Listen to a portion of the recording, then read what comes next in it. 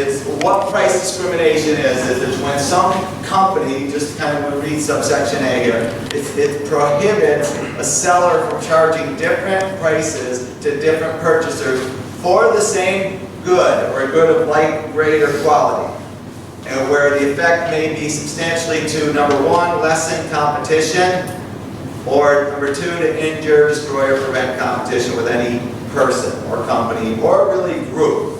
Okay, so what you end up having here is let's just say somebody comes into my store and they want to buy a pair of shoes. And I look and I go, okay, I'll charge you $80 for my shoes. And then somebody else comes in, buys the same shoes, and I go, you know, I don't really like you very much, I'll charge you $90. And that type of thing is against, that's price discrimination. So you can't do that, all right? You cannot just selectively pick who you're going to charge higher prices to, and especially if it's based on race or discriminating, you know, or gender, or, you know, now you see things like sexual preference and all that kind of comes in. I mean, people discriminate based on a lot of different issues.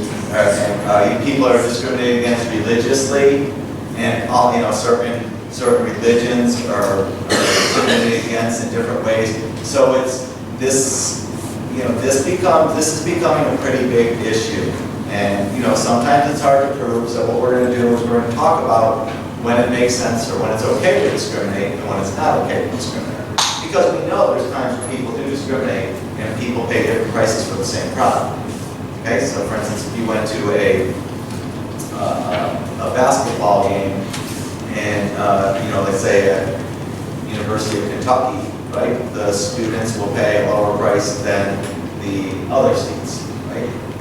Football game at USC, the students, or Clemson, the students pay a lower price than, you know, the alumni or the other fans. So is that legal? Is it legal for older people to get deals on meals and movies when they're sitting there in the same seat?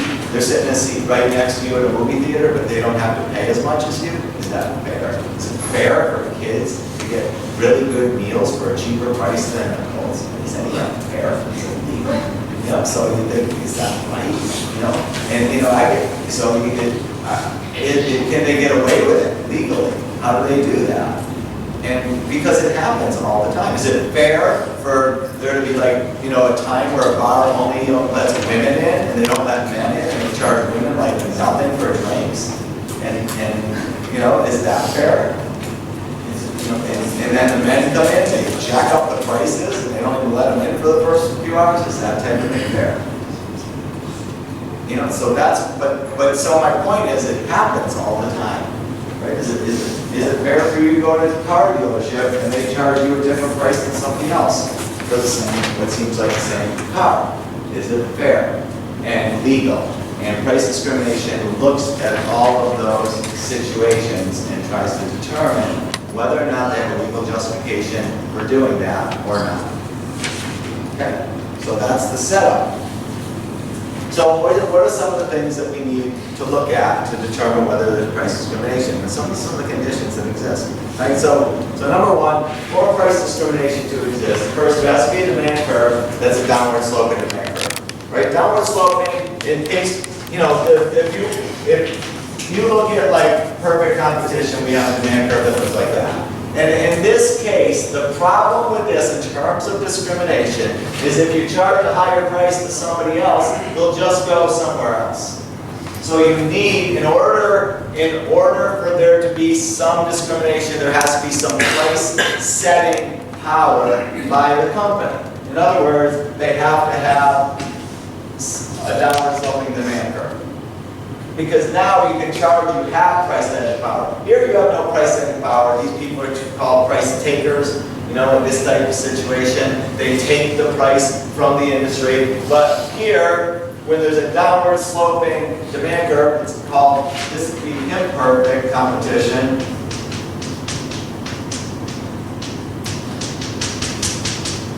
And this is perfect competition. So that we only market structure that really fits into this here, this flat demand curve is perfect competition. All other market structures are over here. So here we get monopolies, right? We know monopolies have downward sloping demand curve. We have monopolistic competition, which we're going to cover next class. They have a downward sloping demand curve. We have oligopolies.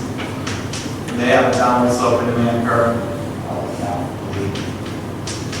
So all the other market structures are here with this, downward sloping demand curve, but it could be a little flatter or whatever, but it's still downward sloping. And so that means they are price setters or price makers. And that's number one. Okay, so number one is that they have to be this ability to charge different prices, and people, you have some power. Right? If you're in this situation, you have no power to set prices, so it doesn't matter. If I'm Mr. Meat and I want to discriminate against people, if I don't have any price setting power, then it doesn't really matter.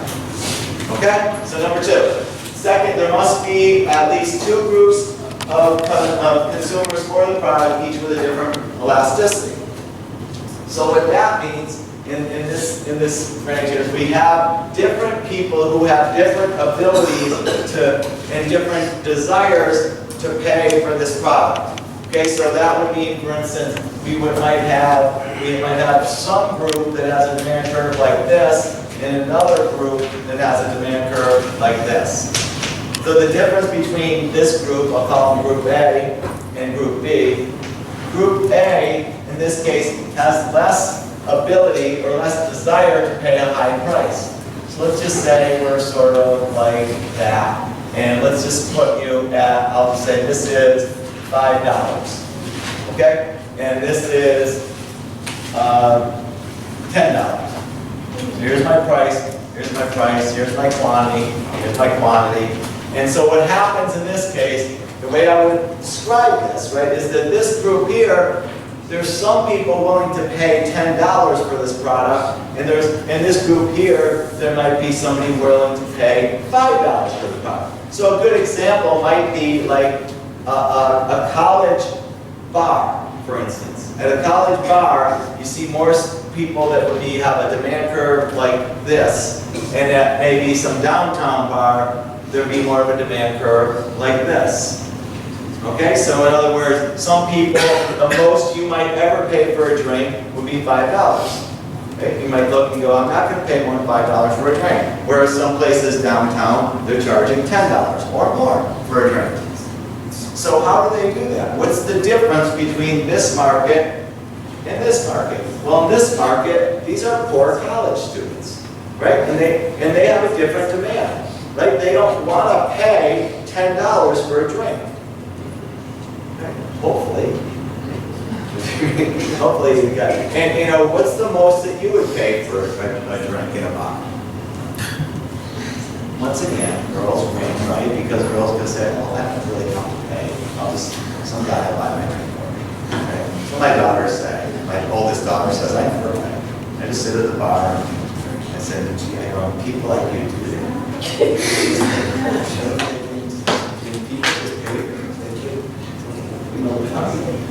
And I feel nice to them for about 5 minutes. Whatever, but I guess that's what girls, not girls, all girls, that's what she does. Right? And me being the cheap guy, I would never do that. I would never look at a girl at a bar and go, hey, everybody, it was never that cool, right? It's the point. I know she doesn't like me anyway. So it's about, but let's think about it. What would you pay? Or let me ask you this. Do you see prices, if any of you have ever gone to a bar downtown, are the prices higher than they are at the local college bars? Yes. Why do you think that is? Because people that are more income to spend. They have more money to spend. And they know here, what is the college bar here? What is the one? What is it? What's the one that people go to at Winthrop? Is there one? You guys act like you've never left out of Too busy studying. Too busy studying econ. Yeah, just too busy studying economics. I wouldn't be able to answer. Sorry. So, I don't even know. Silver dollar. Okay. That's actually the place that's silver dollar. It's like 20 feet away. It's like right next to McDonald's. What would you want me to know? You know, hey, there's been two times in the door. What a loser, professor. It's like some people asked me about the dorms, like somebody asked me if the dorms were nice over here one time, because they were looking at they want to know if their kid was, Hopefully, I'll explain that a little bit more when I do third degree price discrimination. The third one, that you must be able to differentiate, the firm must be able to charge each group a different price essentially for the same product. And really, I can put in here that they must be able to differentiate the markets too, right? Because how do you differentiate between this market and this market? How do you know?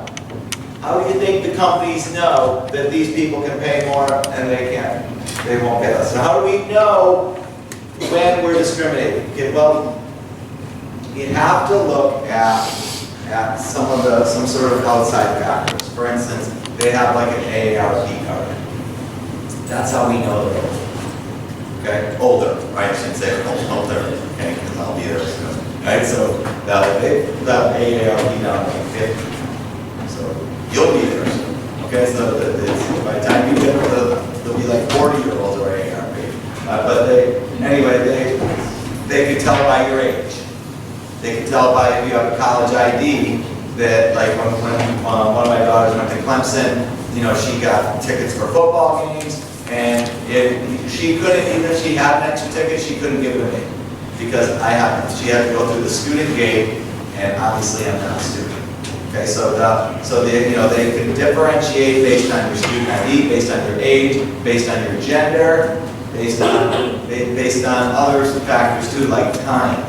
But there's got to be a way to differentiate who I'm discriminating against. So like ABC has done, I remember seeing a special that they did on women being taken advantage of when they went to get their cars fixed.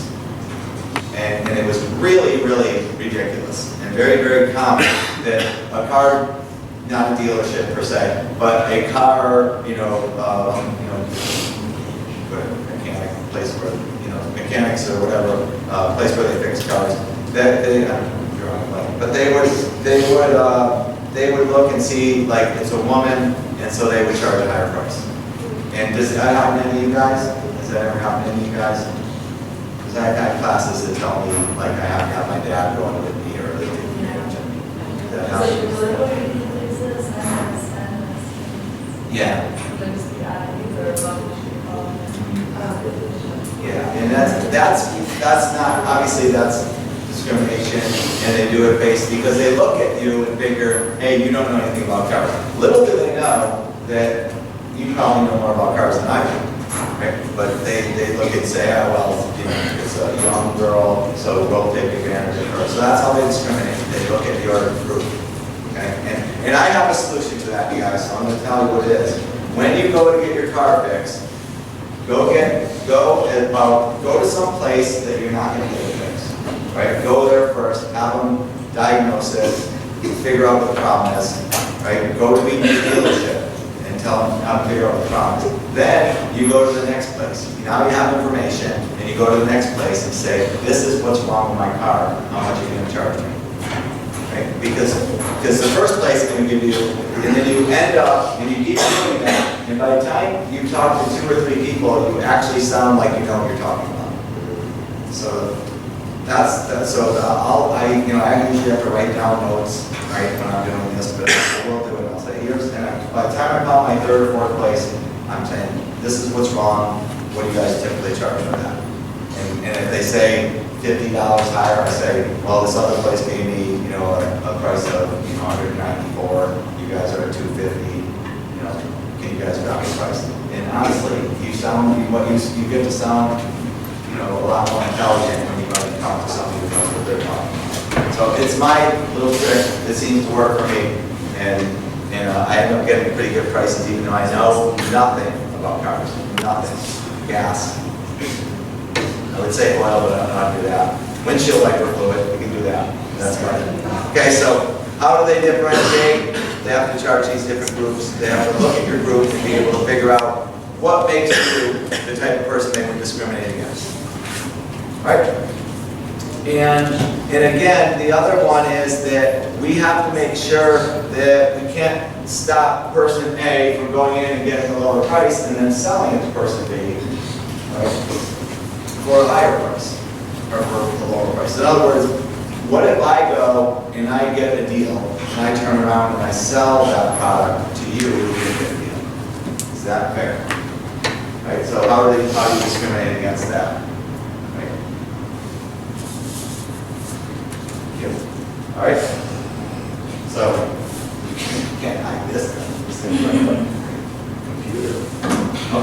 Okay. So the deal is that you have to find a way to keep keep them from arbitrage. That's basically what arbitrage is. I go in and I get a good deal. Me and Gunnar walk into a store or go to some place and I get a really good deal. He gets a bad deal, so I just say, you know what? I'll go buy them and I'll sell them to him from my lower price, and I can make a little bit of money in between. Okay, that's how it will work. Okay, so why they have to stop that from happening too. Okay, there are 3 degrees of price discrimination. They're fairly simple. They're numbered 1, 2, 3. So number 1 is called. We're going to start in reverse order. We're going to go 3, 1. Well, it's not reverse. We're going to go 3, 1, 2 because third is the most common, 1 is the second most common, and second degree price discrimination is by far the least common and least talked about. So third degree price discrimination is the one we're going to talk about first. In this case, we have 2 different markets. Okay, so we have the 2 markets that are set up when they have two different elasticities. So we have market number 1, we'll have a demand curve that's somewhat flat, we'll say. And then market number 2 will have a demand curve that is somewhat steep. And we'll say that the price that occurs in each market will be exactly the same. So the price is the same, or no, I shouldn't say, the cost is the same. So in other words, let's just say it's a stadium, and let's just say we have 2 different prices for seats. So we have the student price, and we have the alumni price. So the alumni have the ability to pay more, so their demand curve is steeper, and the prices are going to end up being higher. And the students have less ability to pay. But let's assume that it's the same cost for them to put the seat in there, or for them to manage the seat, whether it's this seat A or seat 100A. So in other words, the marginal cost per seat is the same thing. Same thing in a movie theater, right? You're paying different prices, or an airline. You're on the same plane, you're sitting in a seat. Is there any difference between seat A's cost and seat B's cost? Or seat? There's not. So we can make this assumption that the marginal cost is just a straight line. And so that would be my marginal cost curve. I'm going to carry that straight line all the way over here. And here's your marginal cost curve here. We have a demand curve that's downward sloping, then you have to have a marginal revenue line. Right, so here's the marginal revenue line for the students, and the demand curve for the students. Here's the demand curve for the alumni, marginal revenue line for the alumni. They have the same marginal cost. That's supposed to be a flat line, a straight line across. So if you go to this market here and you say, what price will they charge, what quantity will they produce? You go to this point here where I'm already going to see. You go up to the demand curve, go left, and this is the price that will be charged for a student, and this is the quantity, and we'll just say 20,000 seats will be held for students. So in this term, my price, we'll put a price in here, we'll say $20 per student. It will be the price, and they sell 20,000 seats. And then they do the same thing for the alumni, and they charge a higher price. Let's just say they charge $70 per seat, and they're going to sell 60,000 seats for alumni. Okay, and that's basically how it works. And when they do this, when they do this, when the schools do this, and they discriminate and they charge different prices to different groups, then they are also maximizing their profits. And if you take, like in managerial economics, we actually go through this numerically, and I mean, I can prove to you that though it's better for them to charge 2 prices than for them to charge 1 price. They make more profit by doing this than they would if they charge 1 price or the one size fits all. In other words, if you merge these 2 together and you put the demand curves together, the market cost curves together, you have 1 market with 1 price, which we've seen before. In this case, there's discrimination. Discrimination is against the alumni. They are willing to pay more, and they do pay more. I think it's amazing how much money they get out of alumni and for like local people at these college football games. Crazy. Like I don't know for sure, but I think somebody told me, I think it was money out of which group. I mean, who are the main buyers of airline tickets? If you were to separate the groups, how would you separate them? Business travelers. Business travelers and Casual. just casual or vacation travelers. Okay, so you have business versus others. So how do they discriminate between those 2? They don't ask you if you're traveling on business versus vacation, because if they did, you would just say, hey, I'm going on vacation. I want the lower price. So how do they distinguish between those 2 different prices? Okay. But is that legal for them to do that? Would it be legal for them to say, you know, we noticed that you travel a lot, we're going to charge you more?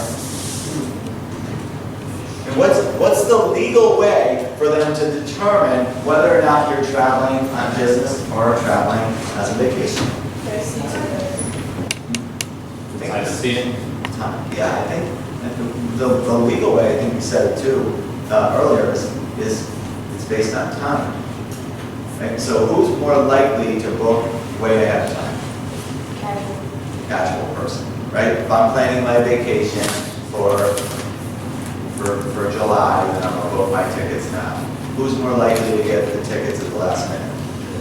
Business. So what you do is you base it on time. So the further out you go, most of the time you can find better deals, and like I said, it's always like that. So their discrimination, the way they discriminate is based on time. So it's legal for them to do it because they're not saying business versus vacation. They just say, hey, if you book out this time, anybody who books out 3 months in advance is going to get the same price. Anybody who buys 2 weeks in advance is going to get the same price, but they're different prices. So it's legal for them to do that. Does that make sense? Right. Can you think of any other times where you see this third-degree price discrimination?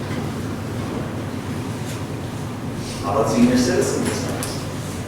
Have you seen how do places do that? Well, if you're a senior citizen, then how do you justify charging a lower price to a senior citizen?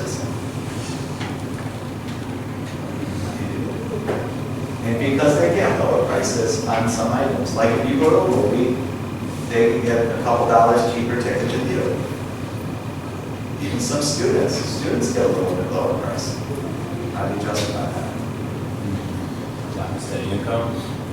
But how do you? But yeah, and you could, but there's really no legal way to say, you know, that it costs less to have that senior citizen than it would a college student, right? So you can't like justify it based on the cost. But if I could say it cost me less to have the senior citizen in there, then I could say, then I can justify giving them a lower price. But hey, they don't throw as much popcorn on the floor, so we don't have as much problems with them. They certainly don't cause a lot of trouble unless, you know, in the theaters, and, you know, maybe they're snoring or something. Okay, but they're not being obnoxious, so maybe they can justify it that way. That's a hard sell. So the way what it comes back to on that one, and it's the same thing it comes back to on the children's meals, is this right here, is that it cannot, and this is going back to the beginning here, does it lessen competition? And it doesn't lessen competition. is the reason that they do children's meals is because they have to. It's actually more competitive by doing that. It's not less competitive when they do that, it's more competitive. Do you understand? They're fighting for the business of the family. So they're trying to say, hey, we're going to lose money on the kids, but we're going to make money off the adults. And if you drink, we're going to make a ton of money off of you. Okay? Because that's any drink. Any drink at all is where they make the biggest profit. You guys who've worked in bars and restaurants know that those are the biggest profit items are the drinks. Okay, so that's how they kind of justify it. All right, number 6. So this is what the line looks like. Here's just a couple more, just a graph of this. This is so you have this as well, so you can see that you have 2 different markets. And if you did the total market, you'd probably be in a price like in between those two. But the best thing for profits is to charge 2 different prices. Let me just cover the first degree. The second degree takes like 5 seconds. First degree price discrimination is actually, it's one market, and we have a demand curve, a marginal cost curve, and price and market. And what happens here is we know that if it was perfectly competitive, the price would be here, right? At the intersection of supply and demand or marginal cost and demand. But what happens in this market is the producer, if you're willing to pay, let's say, $20,000, they're going to charge you $20,000. And if you're willing to pay $19,000, you'll pay $19,000. And if you're willing to pay $18,000, you'll pay $18,000. So everybody is basically paying the maximum amount that they're capable or willing to pay. So they're basically, everybody's paying the total marginal benefit that they would get out of it. So if you look and you go, I'd be willing to pay $20,000 for that car, then that's what they're going to charge you. If you go and say, I'm willing to pay $19,000, that's what they're going to charge you. You see, so that's called perfect price discrimination.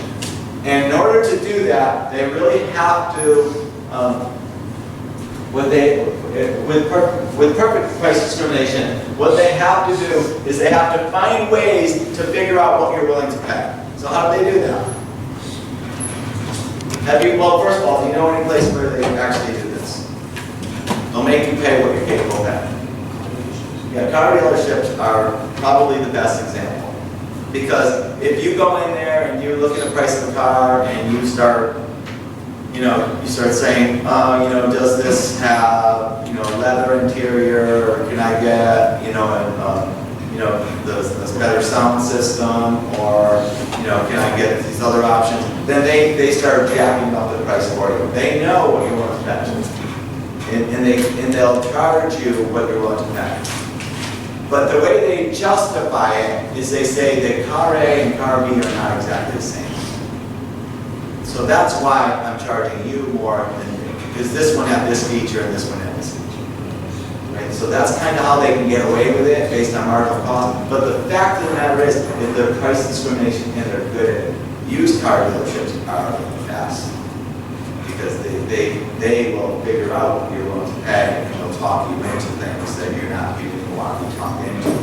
Jewelry stores are very high markup places. I know it's not romantic to go into a jewelry store and say, with your girlfriend or boyfriend or whatever, and start trying to talk the person down. I don't want to pay this much for that ring. You see the price of the ring is $5,000 and you go, I'll give you the ring in cash. And it looks kind of cheap, right? Because you're doing that, but they know they're trying to get as much money out of you as possible. So you have to try to make it seem like you don't want to pay as much, right? So does anybody ever go buy a car in here? Have you ever gone and bought a car? Okay. And what do you feel like it's kind of a fight anyway? Mm-hmm. And what are you trying to prove to them? Well, aside from being a girl, I had to make sure I checked the car and check around in other places to make sure I got the best price. I looked online to see reviews of what the car to see if it was worth the price. and see what other people will tell you that. Good, and then what do they try to do to you? Well, Try to buy today is a big one, right? You have to buy today. well, I worked out something with the guy, so he was real nice. Yeah, good. It means like dizzy God, then don't show up, like the next time, when you're supposed to show up again? What do you mean? Like you have to go back and buy it later? Oh, no, I said down payment on the car, and then I had a month to pay for the rest of it. Okay, what do you want? Yeah, I won. He thinks he won, because you put your down payment down. Yeah, he didn't think I would pay it off. Hmm? He didn't think I would pay it off. So. All right, well, I teach the personal finance class, that's actually one of our assignments, is to go buy a car, or at least act like you're gonna go buy a car. All right, so we do that, or you can just do it online. So you have an option to either do that, or you can go and actually, just go online and check prices and that way. But it's pretty fun, because some people will actually go into the dealership and they'll play with the dealership. And I'm telling you guys, you need to make it seem like your marginal benefit is not. I can walk with you. This deal, that doesn't. And if you do that, then the chances are pretty good they'll be calling you back. So that's all right. Now the thing about this though is this is the price, this is the price, this is the price that you pay, price. All this area here is producer surplus. There's no consumer surplus, and it's actually, because all the exchanges are made all the way up to here, this is efficient. There's no dead weight loss. So those are the important notes for first degree price discrimination, is that the whole point of it is that the company's going to try to extract all the consumer surplus out of you, and they'll do it in different ways, and they're pretty creative, and you're going to try to say, no, it's not worth that much to me, and you're going to try to move yourself down here as much as possible, and that's all good. But the point of it is that at the end of the day, when there is an exchange made, should be an exchange made, then there will be an exchange made. And there's, like the last time I went and bought a car, I was looking at this, I don't buy new cars, right? So I was looking at this Acura, and it was like, it was a pretty nice little car, and they were charging like 18 for it. And I was also looking at a Lexus that was like for 15, and the Acura had maybe 10,000 less miles on it. But I like the Acura better. I like the look of it. So I just went and said, I'll give you this much. I think they were offering 18. They priced it to 18. I offered them, I think, 16 or something, maybe 15.5. And they just called me back and said, "Will you not come in for that Acura?" I said, "Are you lowering the price?" They said, "No." I said, "Then I'm not coming back in." They called me back again and said, "Are you going to come in?" I said, "No, not unless you lower the price." Called me back one more time. I said, "No," and that was it. So they never lowered the price. Okay, so what that means is we were over here. I wasn't willing to pay, their cost was probably more than 16. So maybe their cost was 17 or something. I was only willing to pay 16. And so we didn't have a deal. That's okay, all right? That's okay, that happens. There was no exchange made. And then you go find some place where it works out.